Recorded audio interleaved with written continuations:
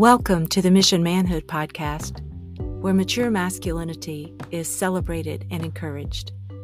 My name is Angela Abide, and I will be your host. Every week or so, I sit down with a man who is in the men's movement, helping men grow and thrive in their masculinity, someone who is exhibiting characteristics of mature masculinity, or someone who has a perspective that might be beneficial for those who are seeking to grow and develop in that area. As a woman, I have a unique perspective as a mother and a therapist, and I hope to contribute to the conversation in those ways. Thank you so much for joining, and I hope you enjoy the episode.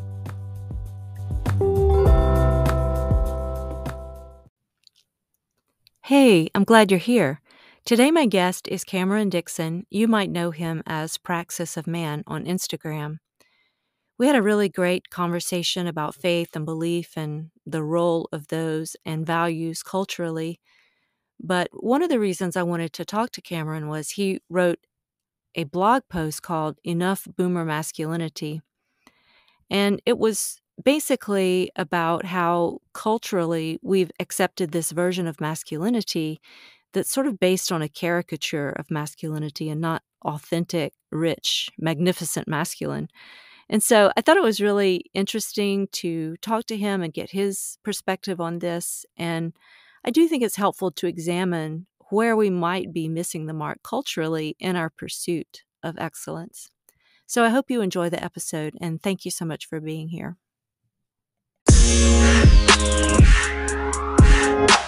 Hi, Cameron. Hi, how are you, Angela? I'm doing very well. How are you today? I'm doing great. Excited to be here. Yeah, thank you so much for joining me. I was wondering if you could tell everybody kind of what you do in the men's space and anything else you want to share with us.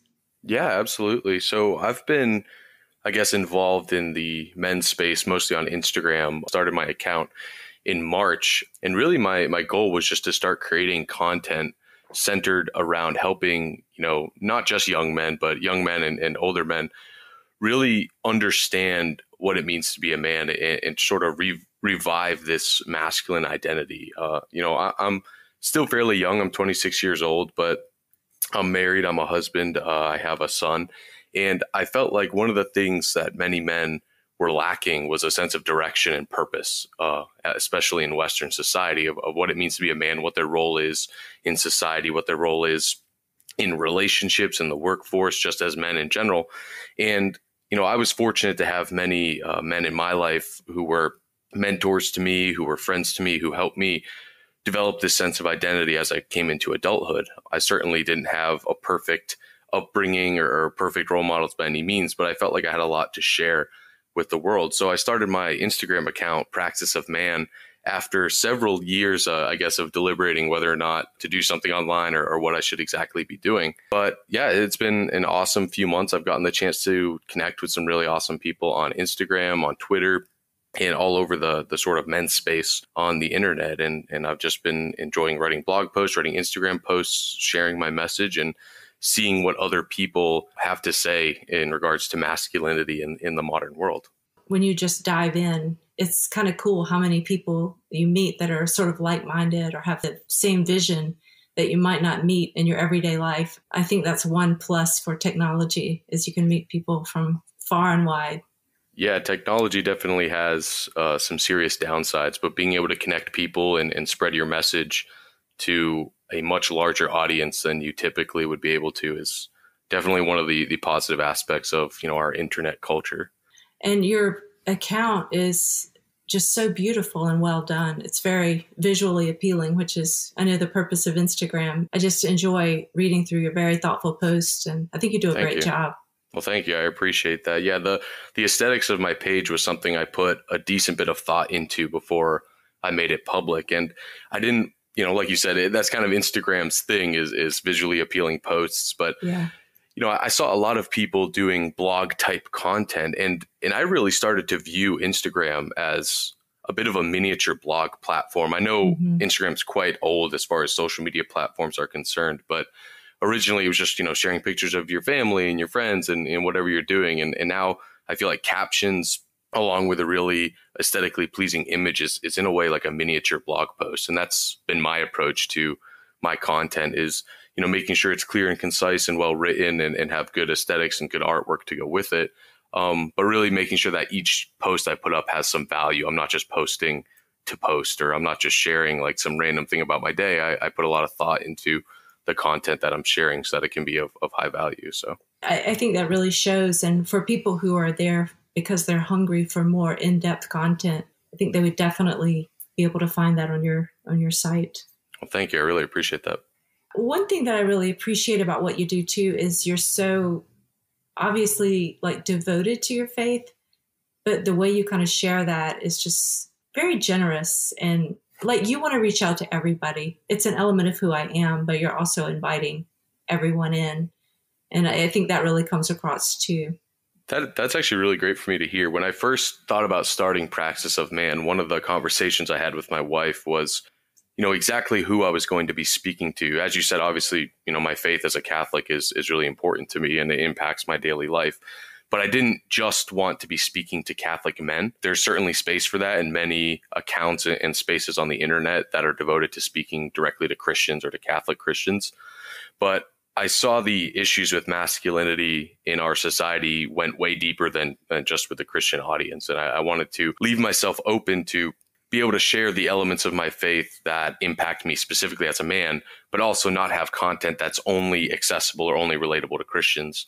And some of the ways I guess I justify that in my head is that as a Catholic, obviously, I believe that the fullness of our identity can be found in my faith. Obviously, anyone who has any particular faith would probably tell you that. But that doesn't mean that there aren't parts of truth that can be found outside of a religious worldview. I think all men are striving for something in the modern world that's maybe not left as much space for their role that they have historically fulfilled. When I think about when people go to war, when you're in the foxhole with people, you're not asking which one of you is Muslim or which one of you is Christian. And I feel like there has to be a brotherhood. There has to be a place where men and everyone can center around values. And then you have your own culture and faith traditions that you celebrate, but we need to have a place where we can come together. And so I love your take on that.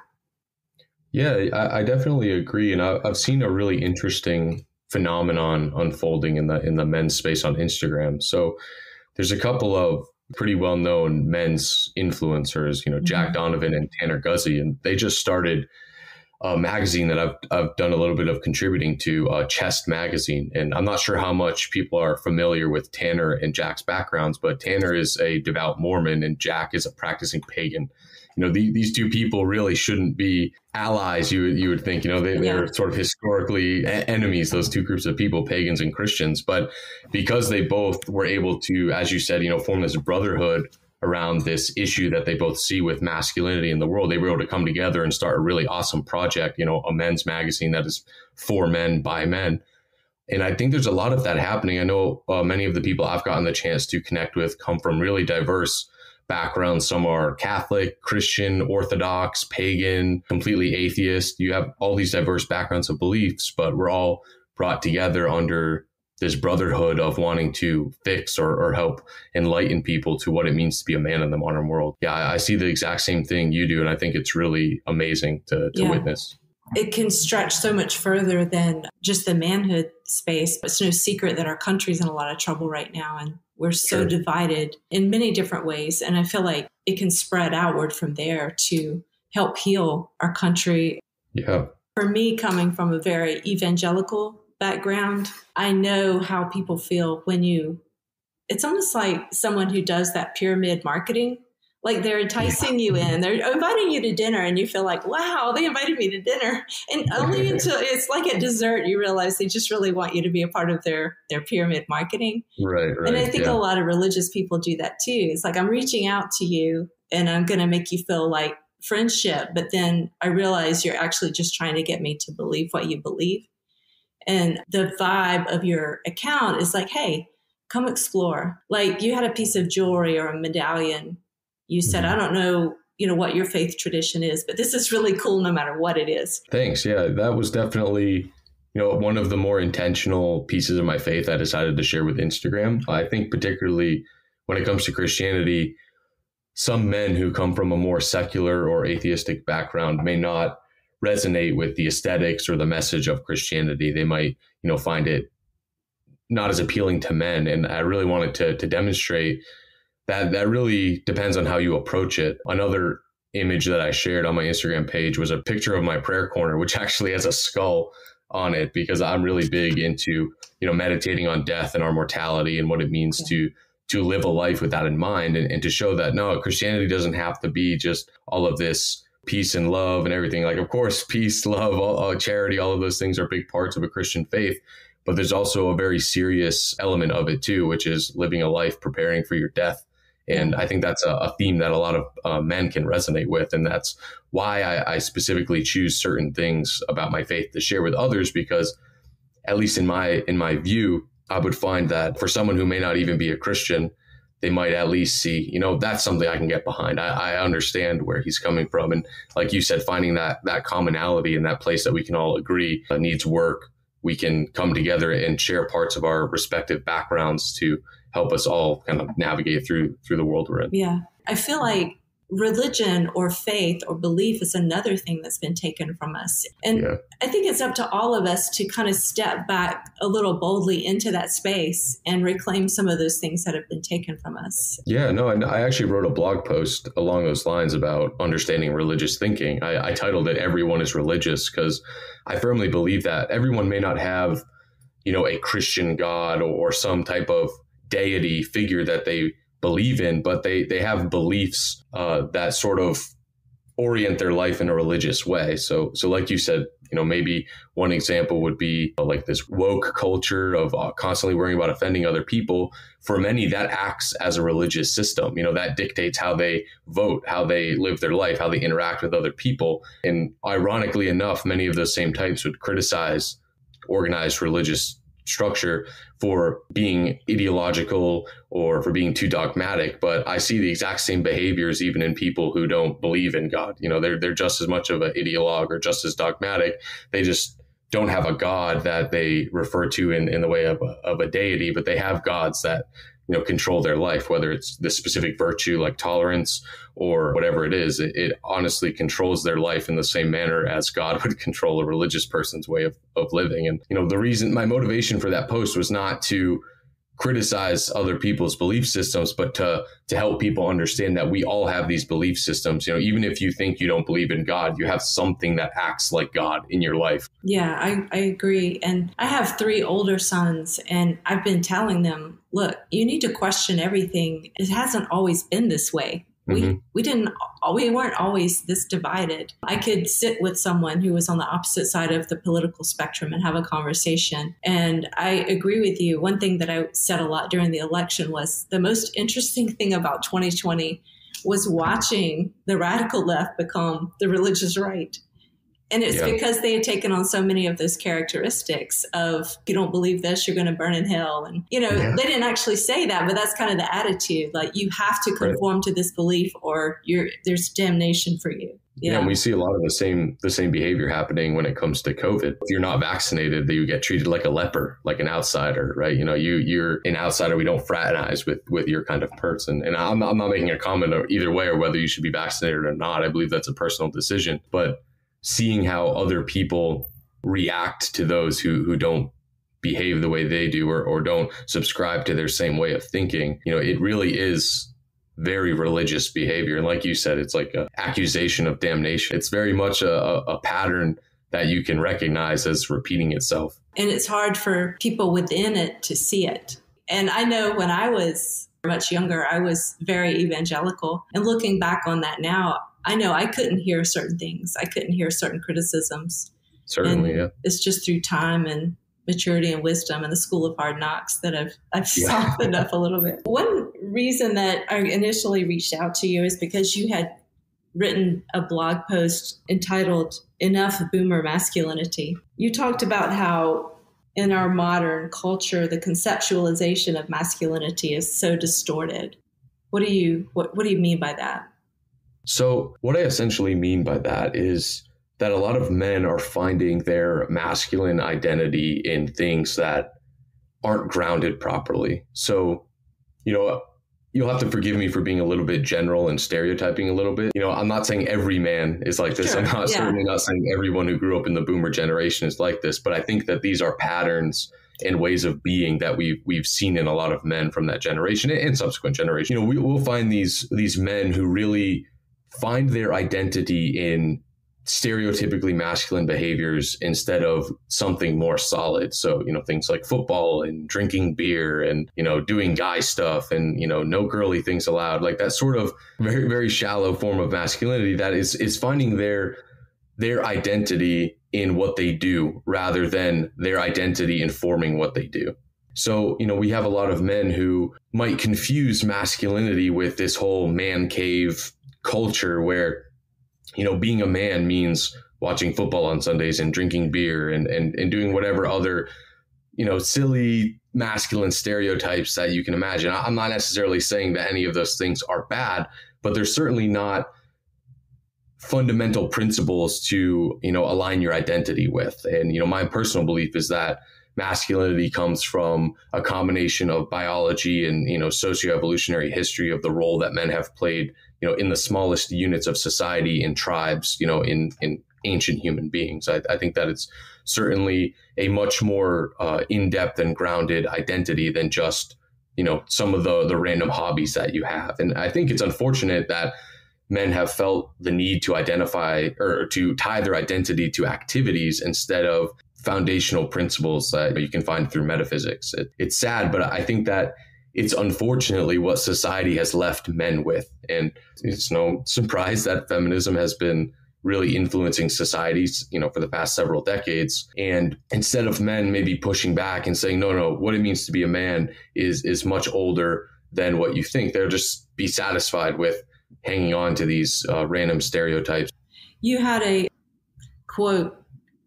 You said that of the man cave, you're waiting for permission to go play in the designated part of the house your wife lets you hang out in, and that you call the man cave, and you feel proud of that. Oh, how the mighty have fallen.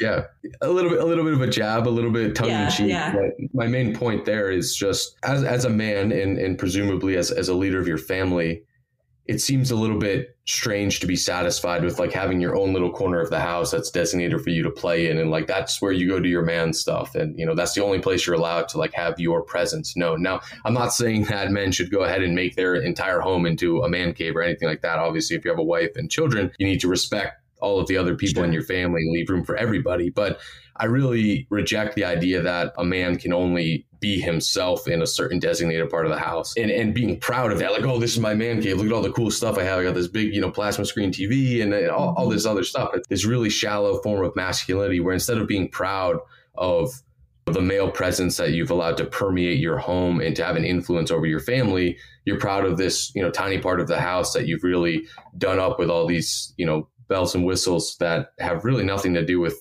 actual authentic masculinity. Just to be clear, and I know that this is what you mean, just because you have a man cave or a man's TV room or whatever, that's not what we're talking about. But if that's the extent of your manliness, and you said it well here, you said men took the scraps of masculinity that modern society felt safe permitting them to identify with and said, okay, I'm going over here and play with my guns and drink beer and talk about football.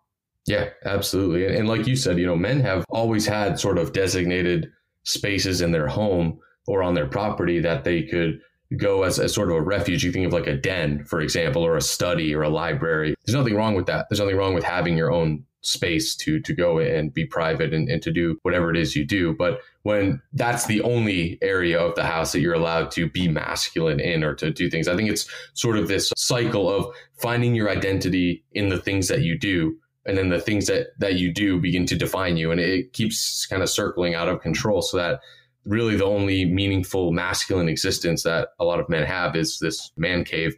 And it's really not much of a masculine existence within your home at all. Yeah. It's almost like a lot of men have bought into the caricature that they were presented from society. And yes, television used to be 3 channels.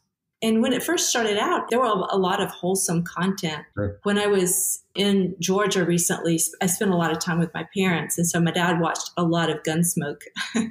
And shows like that, there was a moral objective in every one. And he was a really tough, strong man. He was standing up against evil. He was protecting his people. And then it kept going forward. Even like Leave It to Beaver, they had a strong male presence in the home. And then we got into the 80s and it just kept deteriorating. The wife is always a really strong kind of leader in the home. And the guy's just kind of like really likable and befuddled a lot. And goofy, incompetent, silly. He's getting the laughs. And I think in our society, people have started relating to that more instead of the Marshall Dillons where the buck stops here. So. Yeah, and there's nothing wrong with men having, I prefer to use the word archetype instead of stereotype. You know, it's good for men to have archetypes that they identify with. I know based on the branding on your page, you're a big fan of the book King, Warrior, Magician, Lover. I mean, those are the quintessential masculine archetypes. And it's good to have figures, whether they're from mythology or from pop culture, that you can identify with and use them sort of as a beacon for how you can conform, you know, your masculine identity to those types of people to become a more fulfilled man. And there's nothing wrong with that at all. The problem is that instead of men identifying with those really historically rich male figures, you know, warriors, political leaders, people out of literature, they've started to identify with, like you said, those silly pop culture men who are goofy and incompetent and are always the brunt of the joke. And, you know, they aren't really leaders in their family. That becomes the message that we're sending to young men as they get older, because their fathers were given that as the example of masculinity. These young men are growing up and seeing their fathers embody that stereotype. Yeah. And then the young men will grow up and say, well, my dad is a man. I guess that's what it means to be a man. And then they conform themselves to their father. And then the cycle continues. And I do think a lot of the issues we have with masculinity in the modern world is very much a generational problem. It gets worse every generation in different ways, and it manifests itself in different ways. But when young boys are getting the primary or the initial example of masculinity from their father, but their fathers are conforming themselves to a broken form of masculinity, it's just going to continuously spin out of control. And the young men who are growing up aren't going to have good, authentic male leaders to help shape and form them. And they're going to be continuously embodying these ideals, and they're not really fulfilled, as we can see. You're a therapist, so you know the statistics on male mental health, and it has been nothing but getting worse for the past several decades. Yeah, and it's very exciting for me to see younger men standing up, and it's almost like back to that, the buck stops here. I'm taking it back for my family and for my children. It's just so encouraging to me to see that. I appreciate that. And I wanted to read one other thing that you said. Sure. Men used to be poets, philosophers, artists, and warriors. Their masculine identity was much more spiritual and holistic. And I think for some reason, you know, we've kind of divided, and we put the poets and the artists and the philosophers over here, and they're not even real men. They don't fart and burp, and they might not even know who's playing Saturday. That's right. Yeah. That's so funny you bring that up, because I was just having a conversation with a friend of mine about men and art. And it's sort of this, I don't know where this came from, but society managed to convince men that art was feminine, that men who were artists were either gay or they were very feminine and they weren't to be taken seriously. But that's a really historically ignorant position, because the majority of art throughout history has been produced by men.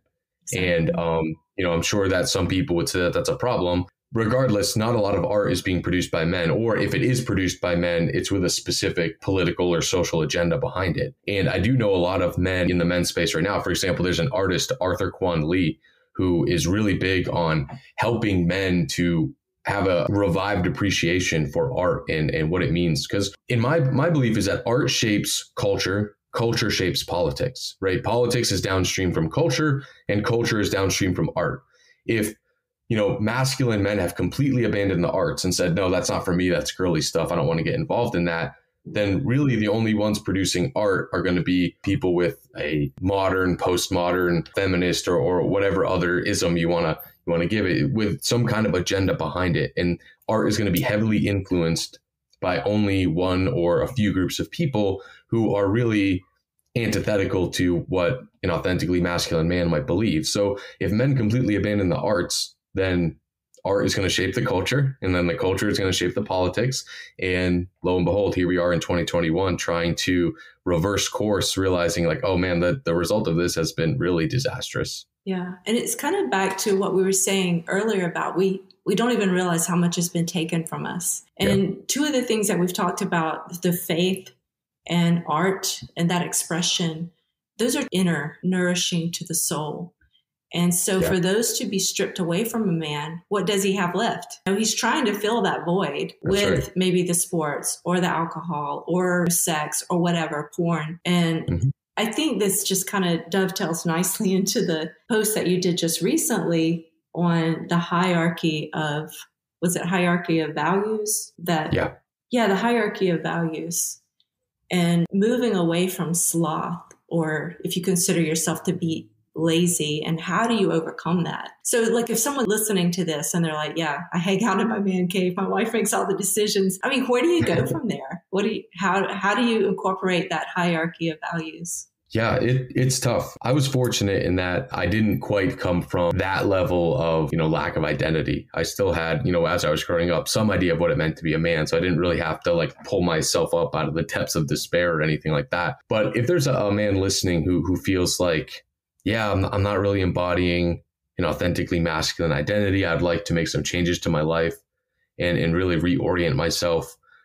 There's a couple of things. I would recommend reading a lot of books. I mean, I have a book recommendation page up on my site, and I'm sure that there's plenty of books you could find if you just Google books about masculinity. One thing that's important for men to have are other men around him. I fully believe that men are shaped by other men. I believe it's important for men to have not just male role models, but male peers. There's that Bible verse, as iron sharpens iron, so too a man is sharpened by the countenance of his friends. And, other men will hold each other accountable. Whenever you get a group of men, they will really have a standard that they will enforce on the group together. And I think for any man who's maybe struggling to find his masculine identity, I would try to find a group of men that you can spend time with. And I don't just mean like hang out with, I mean actually spend time with doing things that are going to be beneficial to all of you, whether it's some kind of outdoor activity, reading books together, finding yourself involved in some kind of online men's community. There's a lot of resources for men who can identify and connect with other men who are going through the same journey or who have been through the same journey. So, find the social media that you want to be exposed to. Like you said, art is so foundational in helping form our understanding of the world. So try to go out and find people who are producing the literature or the media content that is going to help shape and inform you about what it means to be a man. It's not easy. I mean, you can't just go and read one particular book and have your life completely changed. I mean, sometimes that happens, but a lot of time it takes years of constantly exposing yourself to the right kind of content. So yeah, I would just say start with reading a book. One of my favorite books to recommend to people, and this is probably not going to be a surprise to you, is The Way of Men by Jack Donovan. It's kind of like a cult classic at this point. I think it really strips away a lot of the preconceived notions that people have in modern society about gender. I think that it's really well done. It sort of takes away any kind of system and just says, okay, what is man in the state of nature? What is the role he biologically fulfills? And then from there, you can kind of build into a more spiritual experience. Like I said, Jack has a great number of books on masculinity, but if I was going to tell anyone to start anywhere, I would recommend that book for sure. Okay, that's a great one. And I thought just maybe saying a little bit about the three virtues that you listed: knowledge, self-discipline, and virtue. When it comes to overcoming maybe a sloth-like behavior, one of the things I was trying to highlight in that post was that sloth isn't just laziness, right? Sloth is this sort of I don't care attitude towards what's truly good. Laziness may be one of the ways that it manifests itself. If we aren't properly motivated to pursue what we know is really good in our life and to constantly be bettering ourselves and pursuing the good, you might call that God, you might call it something else. But without that motivation to strive for that, we tend to become complacent. And that's where boredom and laziness and those types of things come in. And we distract ourselves with things that don't matter: sports, video games, pornography, any number of vices, right? So really the cure to that is to reorient yourself towards a hierarchy. One of the ways to help do that is, again, to build knowledge, to read books, to try to figure out what is truly good in the world, to practice philosophy, to practice some sort of spiritual practice in your life. Self-discipline, so cutting out the things that you know you shouldn't do. I think that there's a really good phrase. I forget exactly who came up with it, but essentially the key to discipline is doing the things you know you should and not doing the things you know you shouldn't. And because we're human, we often do the very opposite of that. We do the things we know we ought not do. We don't do the things we ought to do. So just start with one thing. If there's some vice in your life, that is a problem, cut it out and fill that time with something productive, whether it's reading, working out, exercising, spending more time with your spouse. And then the last is pursuing virtue. Virtue is tricky because depending on your personal beliefs, the virtues that you value may be different. But when it comes to men, I would again refer back to The Way of Men. He talks about 4 masculine virtues in that book: strength, courage, mastery, and honor, with mastery meaning like competence. One really great place to start as a man, which, one of the main differences between men and women is physical strength. That's probably the most blatant example of the way we're the most different, biologically speaking. So one good thing you can do to develop virtue is to work out, become strong physically, become strong emotionally, spiritually, mentally, and work on cultivating those virtues in your life. You'll often find that when you're spending so much time cultivating virtue, you don't have time for boredom because you're too busy pursuing excellence. And Aristotle would say that that's what virtue is, is pursuing excellence. Yeah, I really love that. I recently was challenged by someone on Instagram. They were saying how much they love to read and how reading has just always been a part of their life. And it just really hit me that growing up, I always had a book and I was always reading. And then the babies came and school and lots of different things happened. And I couldn't remember the last book that I had read. And so I went to my bookshelf and picked one that I had been wanting to read. And it's just such a great feeling. It's such a wholesome feeling. And at the end of the day, coming through the door going, oh, I get to read my book. You feel like you've done something really good for yourself. And practicing a few chords on the guitar, things that you're growing towards something. You're growing toward a potential that you can be more than who you are. It's such a great feeling. Absolutely.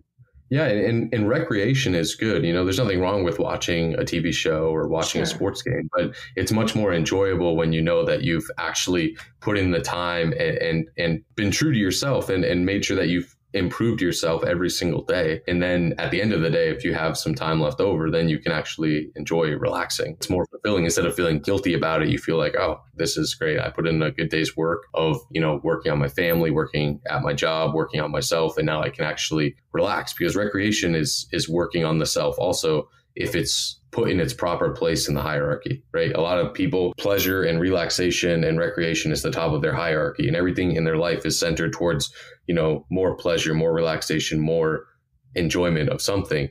And, the problem is that's really not a sustainable way of being. And eventually you're going to find yourself unhappy. And that's one of the reasons why I was so outspoken in that blog post about boomer masculinity, because these types of things are not making men happy. Having the man cave and watching football and drinking beer and making fart jokes is not a sustainable spirituality for men. It may be a funny joke. It may be this like inside joke that men all have, that we have these patterns that we all manifest and ha ha ha, men are gross. That type of behavior may be funny. And when you're in high school, beginning to identify with each other. But as men grow into adulthood, that's really not a very grounded existence. Yeah. And I love the way you said it's a part of a healthy life. I mean, it's good to give yourself downtime and relaxation. And I'm glad you said that about football, because I meant to say it earlier. I'm not dissing anybody for football, because I'm actually very excited. I'm very excited about college football. Nice. So, yeah. Well, I have so enjoyed talking to you and appreciate your wisdom and your contribution. Certainly. Yeah, no, I appreciate you inviting me on. It's been good chatting with you. And I think that the work that you and other people are doing in this space is definitely much needed. And I'm, just like many others, I'm just trying to contribute what I've learned, what I've been blessed to learn, what the people in my life have taught me. And I just want to share that with others. And I appreciate you giving me a platform to do that. Yeah. Well, can you tell people where they can find you if they'd like to contact you or reach out to you or see your work? Definitely. I'm most active on Instagram. My Instagram username is Praxis of Man, PRAXISOFMAN. I also have a website, praxisofman.com. So if you go to Instagram, though, you can find the links to pretty much everything that I put out. And I'm active on there pretty much every day. So that would definitely be the main place. Yeah. Well, thanks so much for joining me, and hopefully we can talk again sometime. Yeah, sounds good. Thank you so much.